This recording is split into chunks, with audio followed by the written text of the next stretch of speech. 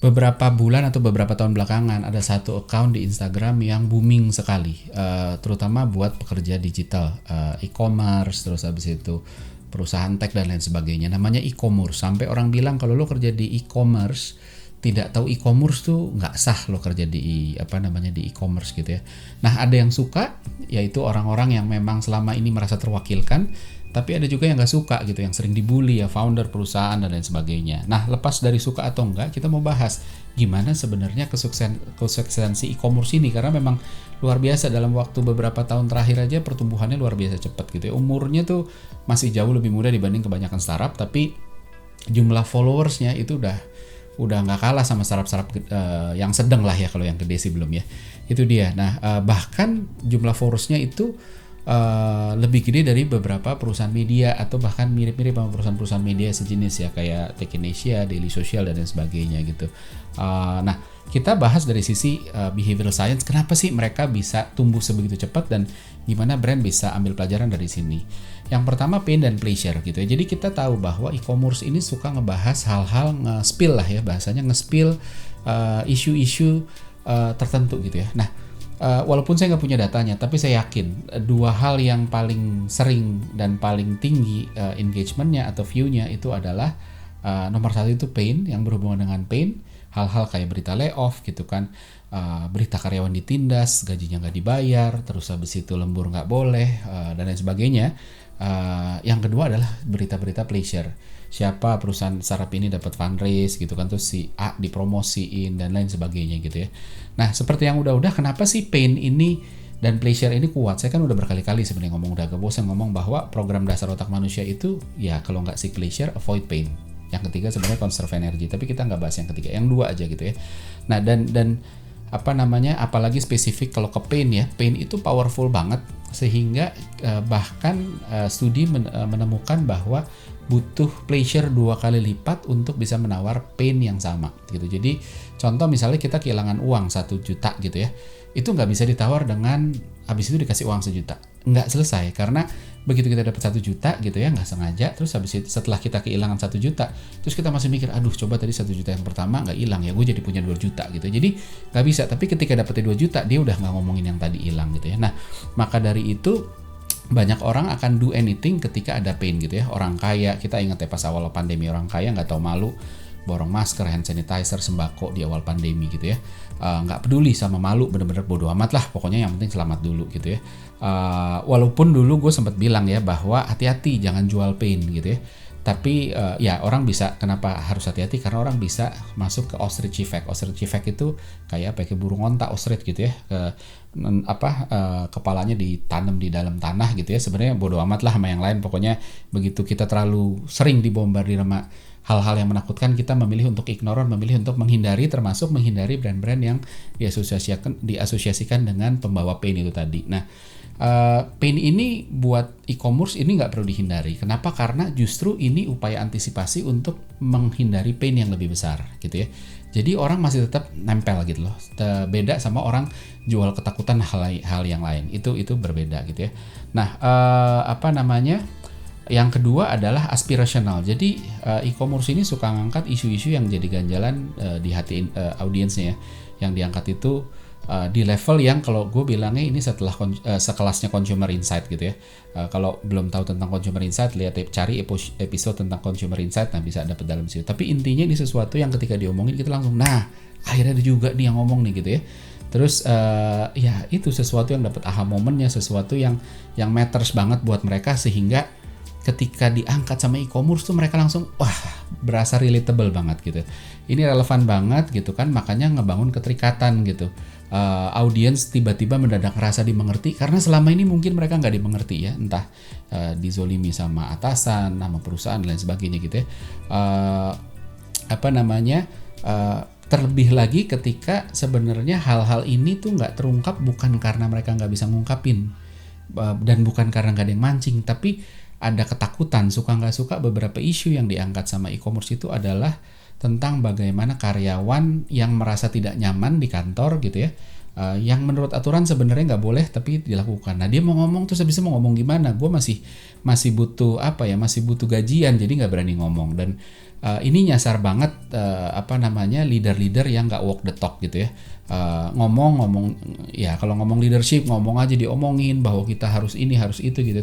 Tapi gesture-nya itu nggak kasih psychological safety feeling buat orang-orang, sehingga ya tetap aja nggak berani ngomong gitu ya. Akhirnya ketika ada orang lain yang ngomong, termasuk si e-commerce ini, kita pun langsung bilang dalam hati, nah kena loh tuh gitu kan. Gitu. Nah, apa yang brand bisa belajar dari sini? Ini kan masalah tentang kita ngerti orang, kita understand audience ya, atau stakeholder ya, dan brand banyak banget bilang, oh kita brand yang terbuka gitu ya, kita kasih channel untuk pengaduan pelanggan gitu ya, tapi nanggepinnya nggak dari hati gitu kan, masih berpegang pada aturan gitu. Terus kita bilang, oh sorry pak, kita cuma bisa ini di luar kontrol kita, ini mohon maaf saya hanya menjalankan tugas. Hal-hal kayak gitu harusnya udah nggak keluar lagi gitu loh. Jadi ketika konsumen bayar terus nggak happy, konsumen berhak untuk dapat penyelesaian tanpa ditunda-tunda terlalu jauh gitu ya. Nah terus habis itu di sisi lain juga brand banyak ngelakuin kesalahan di consumer research gitu ya. Banyak sesi consumer research itu cuma conformity bias saja. Conformity bias itu sebenarnya cuma cari pembenaran terhadap apa yang dia udah yakinin. Nah, walaupun ngomongnya bebas ya, ngomong apa adanya ya, kita terbuka kok gitu, tapi gesture-nya tidak menunjukkan itu. Dan manusia balik lagi ya, 90% komunikasi kita tuh nonverbal gitu. Jadi manusia itu nggak cuma dengerin apa yang diomongin, tapi ngelihat gesture-nya. Aduh, dia ngomongnya terbuka, tapi kok gesture-nya nggak bikin kita nyaman untuk terbuka ya. Akhirnya yang diomongin bagus-bagus saja gitu ya. Nah, harus hati-hati. Ini salah satu contoh ketika sebuah brand itu tidak walk the talk, terus akhirnya bocornya kemana-mana gitu. Dan ketika ada account-account mirip e-commerce ini muncul, makanya tuh habis itu bisa dapat sambutan luar biasa. Yang ketiga, social power. Social power ini kebagi dua. Yang pertama social influence gitu ya. Ini kan kita tahu sendiri, followersnya banyak, udah 200.000 lebih gitu ya. Otomatis meng-create social influence gitu ya. Ini kan sama kayak kita datang ke satu kota, kita nggak tahu makan di mana, terus kita cari satu jalan, kok banyak restoran ya, tapi kita nggak tahu mana yang enak, yang kita pilih adalah yang paling ramai aja deh. Itu social influence gitu. Bahkan kita percaya sama social cues dari orang-orang yang nggak kita kenal. Kita beli barang gitu, kita lihat review. Emang kita kenal yang review siapa? Kan enggak gitu ya. Tapi buat kita ini orang yang sepihak sama kita, sama-sama konsumen. Jadi harusnya representatif. Dan ketika banyak orang yang pakai, makanya makin kuat traction-nya, jadi snowball effect gitu ya. Social influence-nya si e-commerce ini genuine ya, tidak di-incentivize. Jadi orang join, orang direferensiin, lu udah lihat e-commerce belum? Terus orang ini nggak ada tendency, nggak ada hidden agenda ya. Dan pada akhirnya itu create messenger effect yang bikin kalau orang muncul di e-commerce, diomongin di e-commerce tuh ikut bangga gitu. That's why makanya jadi ya sama kayak apa ya, kalau tiba-tiba gitu presiden pidato terus bilang, oh ini tahu nggak, nih ada orang jago nih namanya si Untung, kan gue juga bangga gitu ya. Ini juga mungkin udah ya nggak selevel presiden, tapi sudah searah ke sana gitu ya. Dan pembelajarannya buat brand adalah gimana brand itu bisa benar-benar mikirin untuk create social influence. Berapa banyak brand sudah proactively dorong community misalnya, community marketing. Ini kan community marketing juga. Dan berapa banyak udah spend effort untuk dorong organic referral yang nggak berbayar, yang tidak ada iming-iming insentif dan lain sebagainya gitu. Dan akhirnya orang jadi kayak, oh ya udah deh, gue mau deh gitu ya. Dan ini dampaknya, ini salah satu contoh positif ketika itunya jalan. Yang kedua adalah social currency gitu. Jadi kita tahu apapun yang diomongin di sini itu jadi perbincangan gitu ya, karena ini gosip dalam tanda kutip tapi terpercaya gitu ya. Terus habis itu lo tahu nggak si perusahaan itu masa mulai off sekian lo dan sebagainya. Nah, ketika kita kasih tahu, terus habis itu orang jadi suka sama kita gitu loh ketika kita kasih tahu itu, karena dia belum tahu, dia jadi tahu. Terus ketika konsisten kita ngasih tahu sesuatu sebagai yang pertama, orang tuh habis itu jadi senang, ada gosip apa lagi nggak gitu ya. Senangnya dua, satu karena si orang itu ngerasa dapat sesuatu dari kita ya, dan abis itu dia suka sama kita dan kita pun juga happy karena kita disukai. Yang kedua adalah karena dia juga mau jadi kita, dalam arti dia akan nyebarin gosip itu ya atau informasi berharga itu, informasi yang punya social currency itu ke grup yang lain, yang terus dari situ dia jadi disukai. Oh, gue kalau main sama dia banyak ngasih tahu hal-hal yang gue belum tahu dan lain sebagainya. Itu nyambung terus. Ini kan konsep dasarnya viral gitu. Dan e-commerce tuh memungkinkan ini gitu loh. Bikin kontennya ini, kontennya memang konten yang viral karena ada relevansinya dengan kita, target marketnya spesifik clear gitu ya, dan ya udah nancep banget sehingga orang punya ketertarikannya, dan ini sesuatu yang kita nggak bisa dapat di mana-mana gitu ya. Nah, pelajarannya untuk brand adalah, pertama adalah seberapa sering kita sebar konten dengan social currency yang tinggi. Pasti ada brand yang mikir, oh gue udah ngelakuin, gue udah bikin, gue nyebarin loh, pertama kali kita mau bikin promo kita spill duluan, ketika kita punya feature baru kita spill duluan. Permasalahan adalah siapa yang peduli sama promo dan feature baru kita. Nggak semua feature dan promo kita menarik di mata konsumen. Jadi bahkan ketika udah di spill ya udah gitu-gitu aja. Nah, yang ketiga adalah anticipate gitu ya. Moors punya sesuatu yang regular, contoh misalnya weekly recap, atau bahkan di luar weekly recap orang tuh bisa nungguin kayak gue pengen lihat story, dia punya story apa lagi gitu, karena secara konsisten dia selalu nge-spill gosip-gosip dalam tanda kutip terpercaya ya, yang terus abis itu bikin orang nungguin karena kok gue belum tahu sih ini ya, gue belum tahu sih itu ya. Bahkan ketika kita udah dengar dari luar, tapi kalau belum dengar dari e-commerce tuh kayaknya belum dapat gitu ya. Nah, jadi menariknya konsistensi ini adalah antisipasi ini dibangun dari konsistensi. Ketika konsistensi dikasih terus, orang akan anticipate, gue mau lagi gitu. Jadi akhirnya orang nungguin gitu ya. Kayak orang yang, kalau orang bilang ya, kalau lo makan kalori tinggi gitu ya, makan gula, makan nasi banyak gitu ya, terus lo jadi craving. Justru obatnya untuk stop craving itu tadi adalah lo stop gula secara berlebih gitu ya, sedikit aja konsumsi atau terkontrol gitu ya, craving lo akan hilang. Nah, ini juga sama gitu, ketika kita dimanjakan dengan berbagai informasi yang wah ini gosip-gosip yang terpercaya gitu ya, terus abis itu kita pun jadi kayak aduh gue craving, ada apa lagi ya, dan lain sebagainya. Terus membuat kita jadi semakin nungguin dan semakin punya keterikatan. Nah, pelajarannya buat brand apa gitu, kita lihat Apple gitu. Apple itu launch periodnya sekarang konsisten gitu, setahun sekali ada, di awal tahun itu kapan, di akhir tahun itu kapan. Nah, ini bikin orang bangun ekspektasi, nunggu dan itu meningkatkan engagement sama brand gitu ya, baik secara fisik maupun secara emotion gitu. Orang-orang jadi ini. Nah, pertanyaannya buat kita adalah, kita sebagai brand owner tuh udah ngelakuin apa untuk ngebangun ekspektasi itu, untuk bikin orang anticipate ini gitu kan. Nah, terus yang selanjutnya adalah crowdsourcing gitu ya. Di awal kemunculannya ini kan sebenarnya account e-commerce ini account yang terus habis yang semuanya di-generate sama pemiliknya gitu. Tapi di kemudian hari mereka memanfaatkan sesuatu yang bahasa tagnya itu crowdsourcing gitu ya. Jadi bikin orang, yuk ayo lu punya gosip apa, kasih tahu kita supaya lebih banyak orang tahu, supaya orang bisa antisipasi. Ini sebenarnya kan bahasa resminya kan citizen journalism ya. Jadi semua orang itu bisa jadi reporternya e-commerce untuk melaporkan gosip yang terpercaya gitu ya. Di satu sisi ini menguntungkan e-commerce dalam dapetin first hand info tentang apapun gitu ya. Tapi yang lebih menarik lagi, konsep crowdsourcing ini sebenarnya akhirnya menciptakan IKEA effect.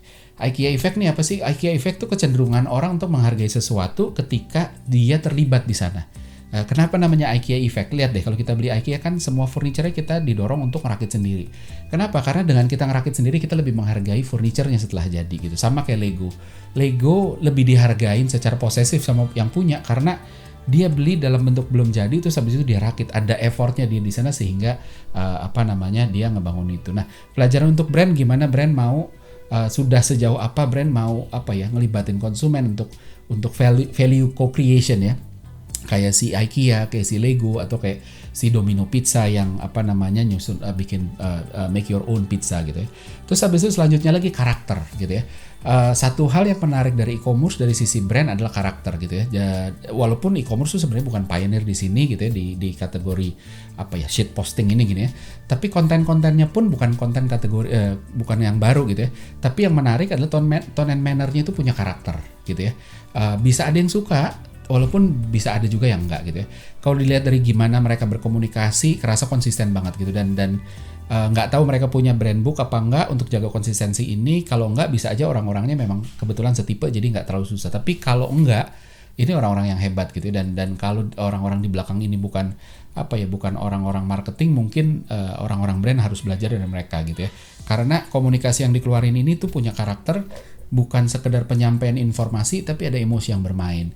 Ada cara ngomong yang khas yang bikin otak kita bisa bayangin, oh yang ngomong nih orang kayak gini nih gitu kan, dan lain sebagainya gitu. Dan ini jadi relevan buat segmen tertentu gitu ya, buat segmen-segmen yang ditargetin, dan kita pun bisa bayangin, dan semakin kita bisa bayangin keterikatan kita pun juga semakin ini. Nah, pelajaran untuk brand adalah banyak brand owner ya yang emang tugasnya manage brand, itu aja nggak banyak yang bisa create apa ya, brand karakter yang outstanding gitu. Lihat aja ya, kalau sebenarnya kita bisa belajar dari brand-brand kayak Apple, kayak Harley Davidson, kayak Nike gitu ya. Mereka punya karakter gitu ya. Balik lagi gitu kan, orang nggak cuma beli feature tapi juga beli karakter, dan karakterlah yang membuat apa namanya, story-nya kebangun gitu, dramanya muncul gitu. Maka dari itu kan cowok yang baik-baik aja, yang lempeng-lempeng aja tuh nggak disukai sama cewek-cewek gitu ya kan, kayak ya udahlah gitu kan, nggak seru gitu, tasteless gitu kan. Nah terus habis itu yang terakhir adalah courage. Kalau kita belajar leadership ya, courage itu, keberanian itu penting gitu ya. Apa namanya, regardless bener apa enggak courage-nya itu atas sesuatu yang bener apa enggak. Tapi sama kayak leadership, brand-brand yang punya courage pun lebih mudah ngebangun ketertarikan, lebih mudah punya follower. Bahkan ketika ngawur pun kita masih punya apa ya, setitik respect, kayak ini anak berani juga ya, ini brand oke juga ya, berani juga nih nantang yang gede dan lain sebagainya gitu. Nah, leadership itu kan seringkali dilihat dari keberanian untuk take action ya. Beberapa episode yang lalu saya ngomongin soal karisma dan lain sebagainya, apa yang bikin brand leader dan politikus itu dipilih. Itu ngomongin soal karisma gitu ya. Kalau belum tahu nonton gitu ya. Tapi courage dan karisma itu sama-sama di level yang sama dalam hal pancaran energinya. Dua-duanya itu energinya terpancar gitu, dan ini yang bikin orang nengok, ini siapa sih kok dia punya keberanian gitu ya. Dan mereka yang nggak punya courage akan kesulitan dilihat orang yang apalagi ngarepin diikutin ya. Nah, e-commerce dengan segala tindak tanduknya punya courage ini, dan maka dari itu mereka dapat segala benefit dari yang kita bahas sebelumnya itu tadi, keberanian, bikin orang nengok, bikin orang mau follow dan lain sebagainya gitu ya. Pelajaran untuk brand apa? Ketika kita bangun brand, kita mikirin nggak, gimana brand gue bisa punya courage, gimana bisa mendemonstrasikan courage itu gitu ya. Brand adalah identity, dan nggak ada orang yang mau yang identitasnya itu diasosiasikan sebagai sesuatu yang nggak pemberani, yang pengecut gitu ya. Kalau misalnya BMW itu identitasnya orang kaya, Apple itu orang kreatif gitu, Nike itu orang yang punya determinasi tinggi gitu ya. Nah, kebayang kalau BMW, Apple sama Nike nggak punya courage, apakah BMW masih diasosiasikan dengan orang kaya? Enggak, orang kaya itu PD-nya tinggi, punya courage, punya keberanian. Orang kreatifnya Apple itu juga punya courage gitu kan. Nike pun juga punya determinasi. Jadi salah satu sukses brand untuk bisa menonjol itu juga adalah punya courage. Nah, ini juga yang dimiliki sama e-commerce yang itu dibangun sehingga terus habis itu orang nengok dan wah, ini brand yang gua mau jadi follower. Kan kita bilangnya mau jadi followers, setidaknya itu terminologi Instagram ya, terminologi sosial media. Tapi gimana kita mau follow orang yang nggak punya courage? Kalau leadernya aja, kalau follow kan arti ada follower berarti ada leader. Nah, kalau leadernya aja nggak punya courage, apa yang mau di follow kan gitu ya. Nah, terakhir adalah gimana brand harus nyikapin ini gitu. Pada akhirnya masih banyak brand yang kesulitan ngadepin si e-commerce ini gini ya. Gue harus nempatinnya gimana gitu kan, dikritik pedes, ngambek, mutung dan lain sebagainya. Yang pertama, kita harus pada dasarnya kita harus ngerti bahwa e-commerce ini muncul sebagai social control gitu ya, di mana pegawai yang nggak berani untuk bersuara bisa minta di backup sama mereka dalam tanda kutip ya. Dan social control ini cuma akan berbahaya untuk perusahaan dan founder yang abuse of power. Kalau kita nggak abuse of power, sebenarnya nggak perlu takut gitu ya. Dijawab aja gitu. Toh mereka juga tuh cukup terbuka, dan mereka cukup punya malu kalau mereka udah tendensius memojokkan terus ternyata salah. Terus kalau mereka masih ngotot, mereka tahu itu akan menghancurkan mereka. Jadi sebenarnya kita harus ngerti posisinya, dan dengan itu kita juga punya punya kematangan untuk tidak merespon secara emosional. Justru lebih penting adalah dijadiin allies gitu kan, sama kayak ini kalau saya ngeliatnya ini sama kayak anak yang PD-nya selangit gitu, kritis banget di kantor. Kalau kita ajak berantem terus nggak beneficial buat kita gitu. Justru memang harus ditemenin gitu kan, direspon dengan positif, nggak baper gitu ya, supaya kita juga bisa maju bareng-bareng, karena beberapa feedbacknya juga bagus. Nah, terakhir yang paling penting, menang dan kalah itu bukan masalah benar dan salah gitu ya. Benar itu nggak selalu menang, salah itu nggak selalu kalah gitu ya. Mengingat mereka ini adalah social control, e-commerce ini adalah social control, maka social perception itu jauh lebih penting dari realita gitu ya. Artinya bukan berarti ketika kita benar terus kita bisa courageously ajak berantem, enggak. Tapi kalau persepsinya udah salah, mau menang di pengadilan pun tetap aja akan kalah di hati audiens. Maka dari itu harus hati-hati.